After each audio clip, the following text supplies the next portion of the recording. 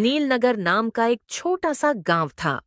इसी गांव में बिरजू नाम का एक गरीब लेकिन मेहनती आदमी अपनी पत्नी रेखा और बेटे सूरज के साथ रहता था। बिरजू एक मजदूर था जो गांव के बड़े सेठ धनराज के यहाँ सामान उठाने का काम करता था। अब बारिश का मौसम आ चुका था और धीरे धीरे बारिश ने अपना रौद्र रूप दिखाना शुरू कर दिया था। कुछ दिनों से गांव में बारिश का कहर बहुत ज्यादा बढ़ गया था। उसी बीच एक रात बिरजू के घर। बिरजू, बहुत ज्यादा बारिश हो रही है। देखो, सूरज ठंड के मारे बुरी तरह कांप रहा है। अगर हमने कुछ नहीं किया तो ये बारिश और ठंड हमारी जान ही ले लेंगी। तुम सही कह रही हो रेखा। ये बारिश तो रुकने का नाम ही नहीं ले रही। ऊपर से हमारी झोपड़ी की छत भी टपक रही है। बिरजू, कुछ तो करो। हमारा बेटा इस तरह ठंड में कांप रहा है। मुझसे उसका दर्द देखा नहीं जा रहा। रुको रेखा, मैं अभी कुछ करता हूं। मैं अभी आग जला देता हूं, क्योंकि अगर हमने आग ना जलाई तो हम ये रात नहीं निकाल पाएंगे। बिरजू आग जला लेता है और आग की तपिश से उन्हें कुछ राहत मिलती है, जिससे वे सो जाते हैं।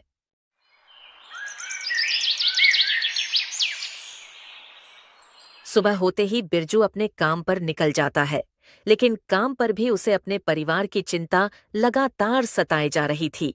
क्यों ना मैं मालिक से कुछ पैसे मांग लूं? घर पर खाने को कुछ भी नहीं है। अगर मालिक कुछ पैसे उधार दे दें तो घर का खर्च चल जाएगा। ये सोचकर बिरजू अपने मालिक के पास पहुंच जाता है। मालिक, क्या आप मुझे कुछ पैसे उधार दे सकते हैं? मेरे घर पर खाने को कुछ भी नहीं है। घर में सबको भूखा सोना पड़ रहा है। अगर आज मदद नहीं मिली तो सच कह रहा हूं, घर में चूल्हा तक नहीं जलेगा। अरे बिरजू, पिछले महीने भी तो तूने मुझसे उधार लिया था। अब तक उसकी रकम नहीं चुकाई।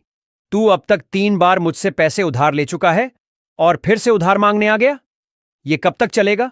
हर बार मजबूरी बताकर उधार ले लेता है। मालिक, मैं जानता हूं कि मुझ पर पहले से उधार बाकी है, लेकिन हालात ऐसे हो गए हैं कि मदद मांगने के अलावा कोई रास्ता नहीं बचा। बच्चे भूखे हैं, बीवी रो रही हैं और घर में दाने दाने की तंगी है। ठीक है बिरजू, काम खत्म करने के बाद मेरे पास आ जाना। मैं तुम्हें पैसे दे दूंगा, लेकिन इस बार इसे आखिरी बार समझना और अगली बार वादा निभाना। बिरजू जल्दी से अपना काम खत्म करता है और सेठ जी से पैसे लेकर राशन लेने चला जाता है। जैसे ही बिरजू राशन की दुकान पर पहुंचता है, वहां कुछ लोग आपस में बातें कर रहे होते हैं। अरे राम भाई, आपने सुना कि इस बार बारिश कुछ ज्यादा ही भयानक होगी? हाँ केतन भाई, मैंने भी यही सुना है। लोग कह रहे हैं कि इस बार कुदरत का कहर बरसेगा और कई इलाकों में पानी ही पानी हो जाएगा। अरे राम भाई, पानी पानी क्या? मैंने तो यहाँ तक सुना है कि कच्चे घर और झोपड़ियां सब बह सकती हैं। नदी नाले उफान पर होंगे और लोगों को संभलने का भी मौका नहीं मिलेगा। सही कह रहे हो केतन भाई। इस बार की बारिश आम बारिश नहीं होगी, यह तबाही बनकर आएगी। खेत खलिहान सब जलमग्न हो जाएंगे। सड़कों पर पानी का समंदर होगा और कई जगह जनजीवन ठप पड़ जाएगा। राशन की दुकान पर राम और केतन की बातें सुनकर बिरजू बहुत डर जाता है। अरे राम भाई, ये आप कैसी बातें कर रहे हो?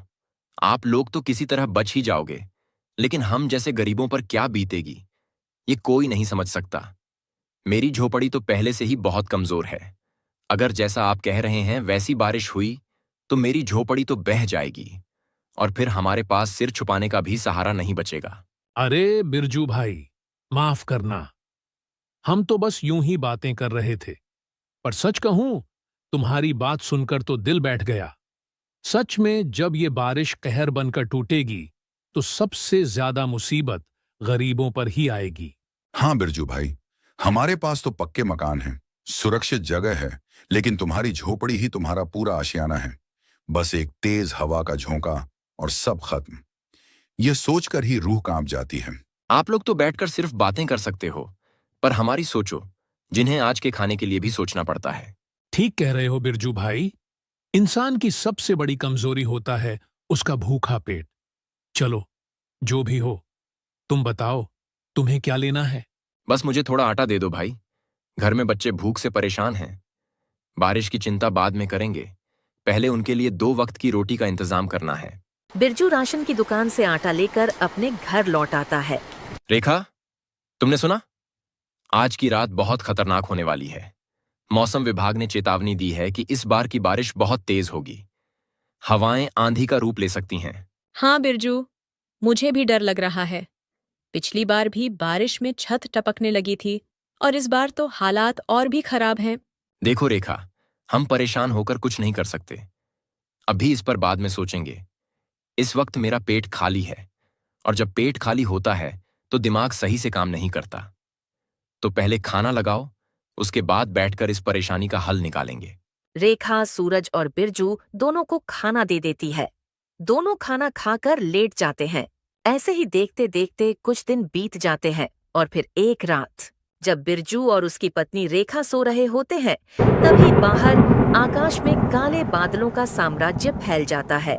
ठंडी हवाएं सिहरन पैदा करती हैं। बिजली की तेज रोशनी अंधेरे को चीरकर पल भर के लिए पूरी धरती को रोशन कर देती है। फिर अचानक एक जोरदार आवाज के साथ बिजली कड़कती है और सीधा बिरजू के घर पर गिरती है। बिजली गिरने के कारण उसकी छत पर दरारें आ जाती हैं, जिससे बारिश का पानी और तेजी से टपकने लगता है। इतनी तेज आवाज से बिरजू का पूरा परिवार डर कर उठ जाता है। हे ऊपर वाले, ये तूने हम पर कौन सा कहर बरपा दिया? पहले ही हम जिंदगी की मुश्किलों से जूझ रहे थे, और अब ये नया तूफान। घर की दीवारें तो पहले ही कमजोर थीं, अब छत भी टपकने लगी है। लगता है हमारी किस्मत में सुकून लिखा ही नहीं। बिरजू, ये वक्त रोने का नहीं है, ये वक्त कुछ करने का है। इस बारिश के कारण हमारे घर की हालत बहुत खराब हो चुकी है।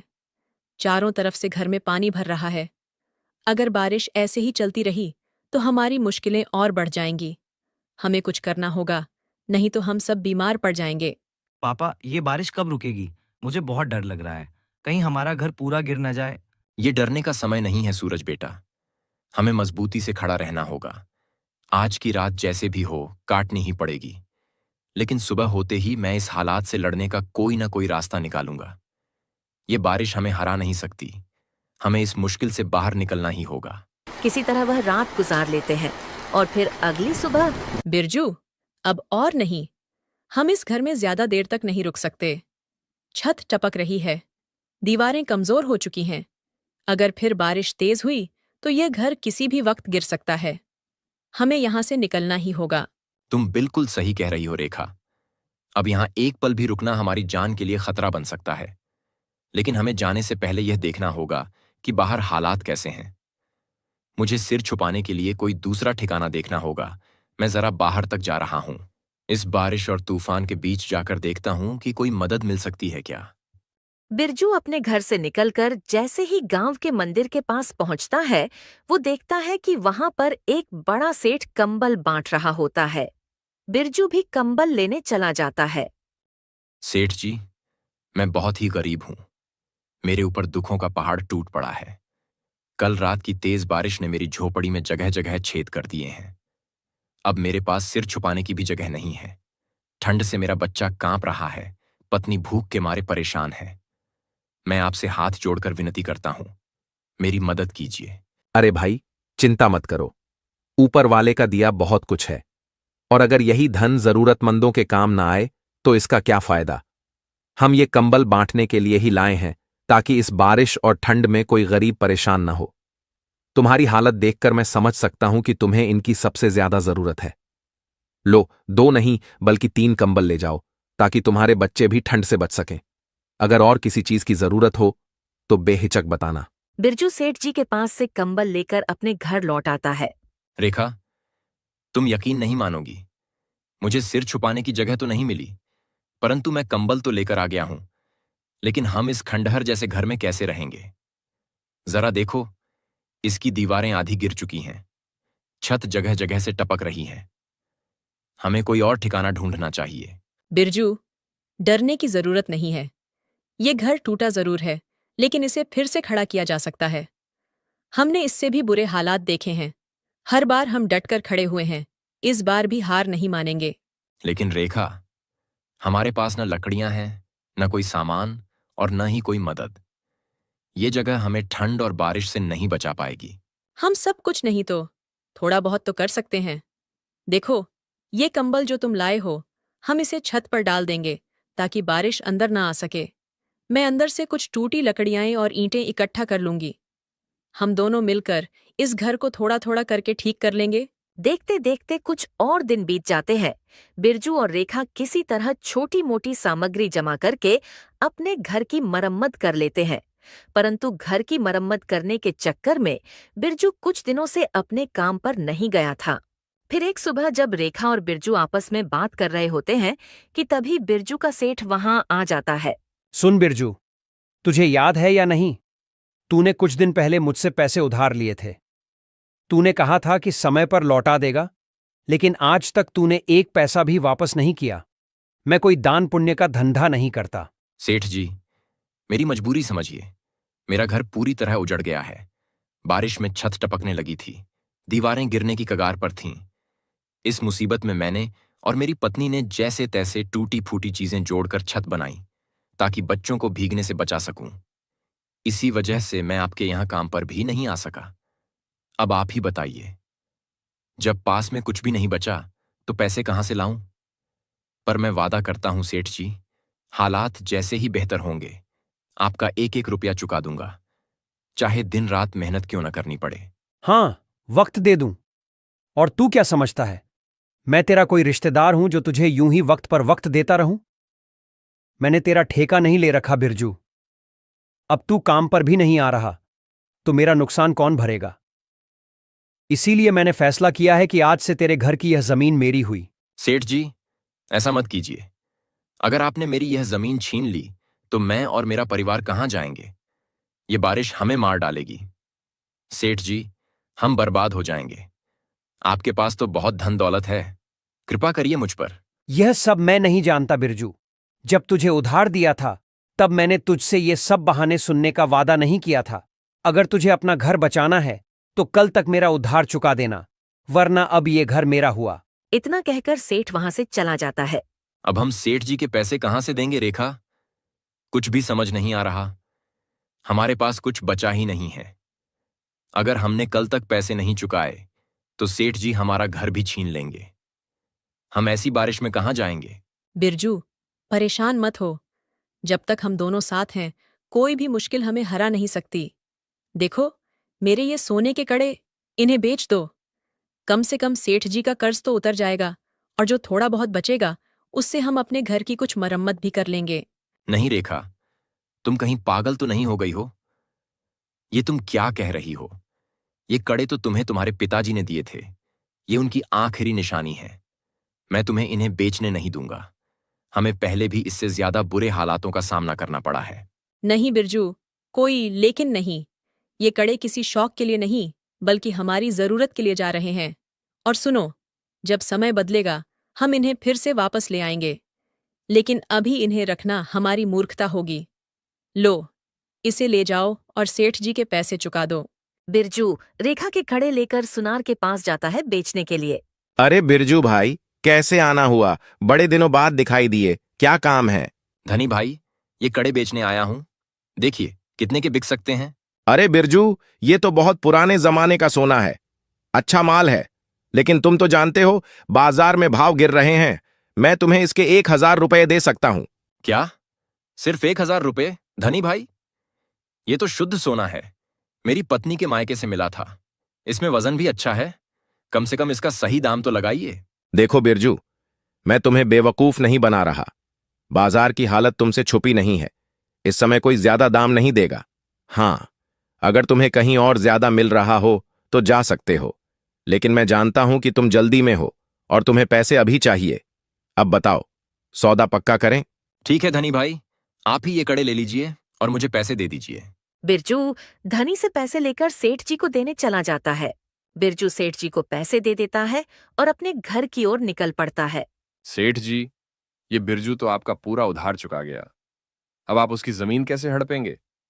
अब तो कोई बहाना भी नहीं बचा। अरे राजू, अभी मेरा एक खेल खत्म हुआ है, अभी असली खेल तो बाकी है। सीधे तरीके से कोई जमीन थोड़ी छोड़ता है। मैंने कुछ ऐसा सोच रखा है कि बिरजू खुद ही गांव छोड़ने पर मजबूर हो जाएगा। कैसे सेठ जी, मुझे भी कुछ बताइए।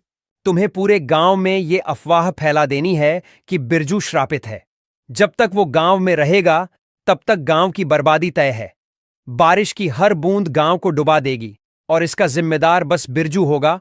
और यदि ये तू गांव के ऐसे लोगों के बीच में कहेगा जो इस बात को आग की तरह फैला दे, तो हमारा काम और जल्दी हो जाएगा। और यदि हमें कुछ लोगों को पैसे देने पड़े तो हम वो भी करेंगे। बस तू सोच और इस बात को फैला दे। सेठ जी, आप तो बड़े ही चतुर निकले। ये अफवाह पूरे गांव में आग की तरह फैलेगी। लोग खुद ही उसे गांव से बाहर निकाल देंगे। और मुझे कुछ लोग पता भी है जो खाली पंचायत करने में अपना दिन गुजार देते हैं। बस यही तो मेरा असली दिमाग है। बिरजू गांव छोड़कर जाएगा और उसकी जमीन हमारी हो जाएगी। यहाँ बिरजू का सेठ उसकी जमीन हड़पने के फिराक में था और वहाँ बिरजू सेठ का कर्ज उतारकर खुश हो रहा था। रेखा, मैं सेठ जी के सारे पैसे चुका चुका हूं। अब हमारा उन पर कोई कर्ज नहीं रहा। और हां, गिरिधर जी के भी कुछ पैसे दे आया हूं। बस जो थोड़े पैसे बचे हैं उनसे मैं सोच रहा हूं कि बारिश फिर से अपनी तेजी पकड़ ले, उससे पहले घर के लिए खाने पीने का सामान इकट्ठा कर लूं और छत की मरम्मत कर दूं। सच कह रहे हो बिरजू, अब हमारे सिर पर सेठ जी का कोई बोझ नहीं रहा। हां रेखा, अब कोई हमें कर्जदार कहकर नीचा नहीं दिखा सकता। लेकिन अभी हमें सोच समझकर कदम उठाना होगा। बारिश का मौसम है, कब मूसलाधार बारिश आ जाए कुछ कहा नहीं जा सकता। गांव के लोग कहते हैं कि जल्दी ही बारिश बहुत खतरनाक होगी। इसलिए जो पैसे बचे हैं उनसे घर की मरम्मत जल्द से जल्द करनी होगी। तुम ठीक कह रहे हो बिरजू, लेकिन बाहर के हालात देखे हैं। हवा तेज हो रही है, बिजली चमक रही है और कभी भी जोर की बारिश हो सकती है। ऐसे में बाहर जाना ठीक रहेगा क्या? कुछ ही देर बाद देखते ही देखते बारिश पूरे गांव पर कहर बनकर टूट पड़ती है। घरों की छतें टपकने लगती हैं। नदियों का जल स्तर बढ़कर किनारों को तोड़ने लगता है। इस भयंकर बारिश को गिरता देख बिरजू के सेठ का नौकर राजू झूठी अफवाह फैलाने निकल पड़ता है और आकर केतन और राम से मिलता है। अरे भाई, ऐसी बारिश तो मैंने अपनी पूरी जिंदगी में नहीं देखी। चारों तरफ पानी ही पानी है। अगर यह बारिश यूं ही जारी रही तो पूरा गांव डूब जाएगा। हाँ भाई, बात तो तुम्हारी सही है। हालात बद से बदतर होते जा रहे हैं, लेकिन हम कर भी क्या सकते हैं। ये बारिश तो जैसे कहर बनकर टूटी है। तुम लोग इस बारिश के कहर को देख रहे हो, पर तुम लोग जानते हो ये बारिश किसी आम वजह से नहीं हो रही। क्या मतलब? कैसी बातें कर रहे हो राजू? साफ साफ बताओ।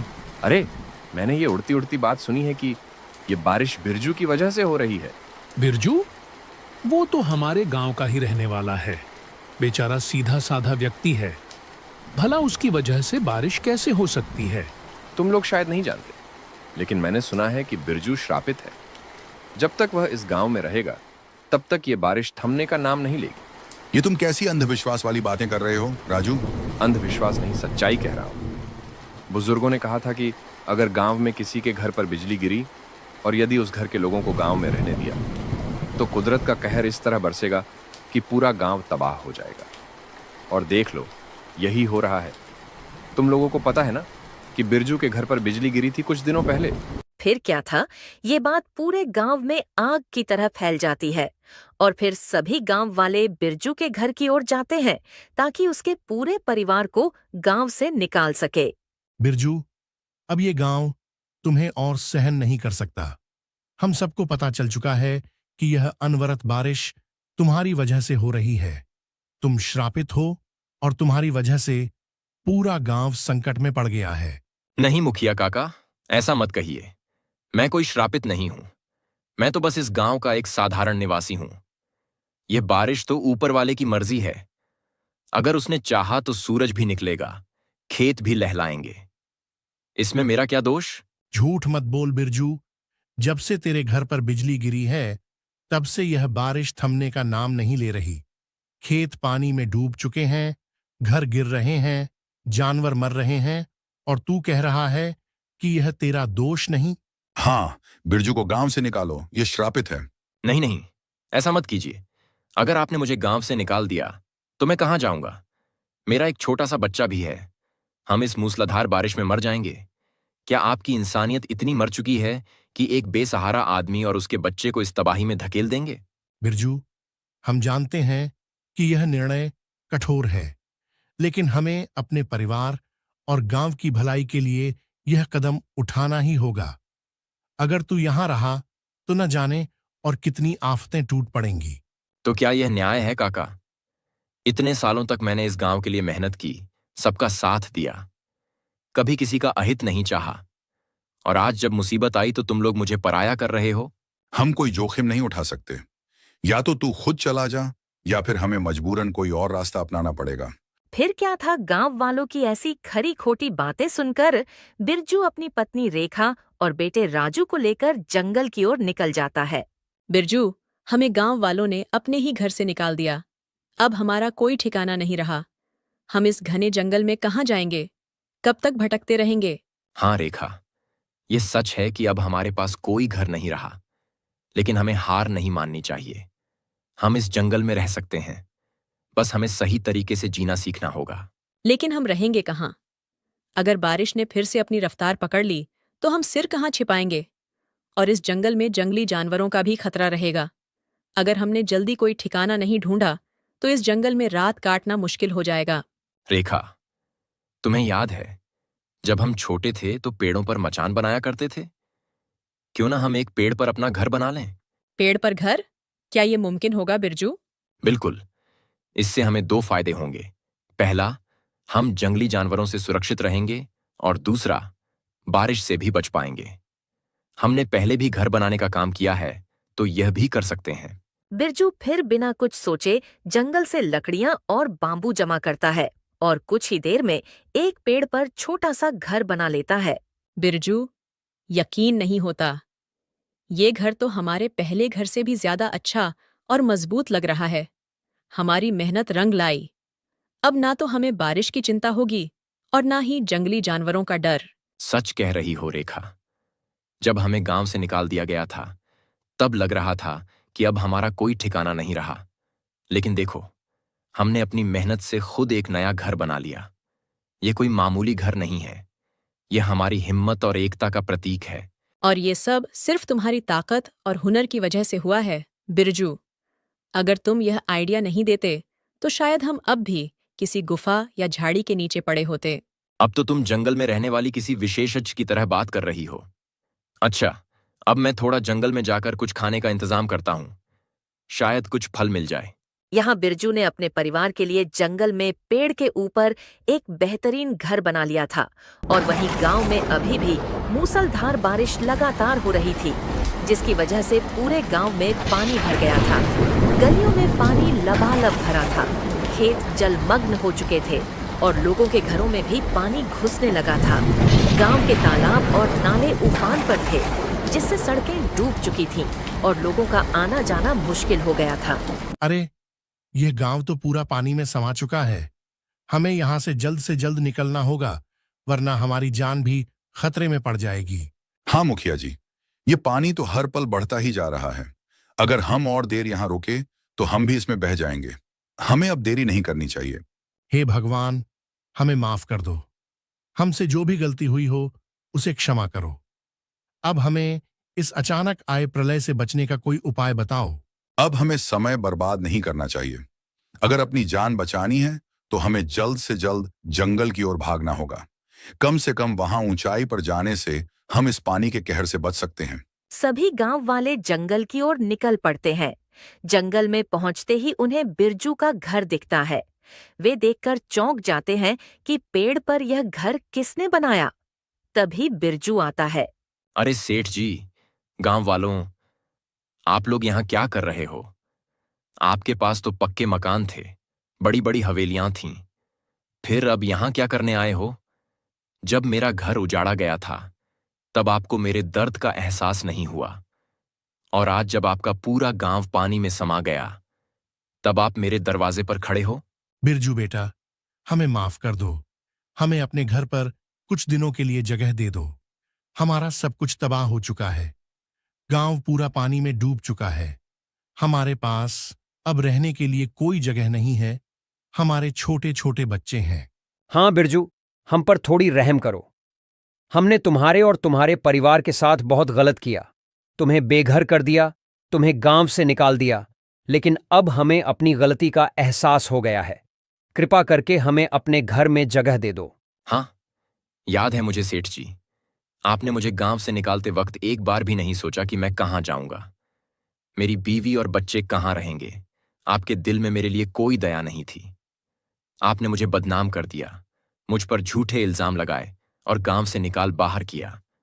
और आज जब कुदरत ने आप पर कहर बरपाया तो आप मेरे पास आ गए। बिरजू बेटा, हमें क्षमा कर दो। हमसे गलती हो गई। हमें अपने घर में जगह दे दो। हमारे छोटे छोटे बच्चे हैं, हमारी औरतें हैं, हमें बचा लो। ठीक है मुखिया जी, मैं अपने दिल में इतनी नफरत नहीं रख सकता। ऊपर वाले ने मुझे सिखाया है कि बदले से बड़ा धर्म मानवता है। आप लोग अंदर आ सकते हैं। मैं आपको भी वैसे ही घर बनाकर दूंगा जैसे मैंने अपने लिए बनाया है। तो इस तरह बिरजू ने सभी गांव वालों की जान बचाई और सभी को अपने जैसे घर बनाकर दिए। फिर बारिश के समाप्त होने के बाद गांव वालों ने भी उसे गांव में फिर से बुला लिया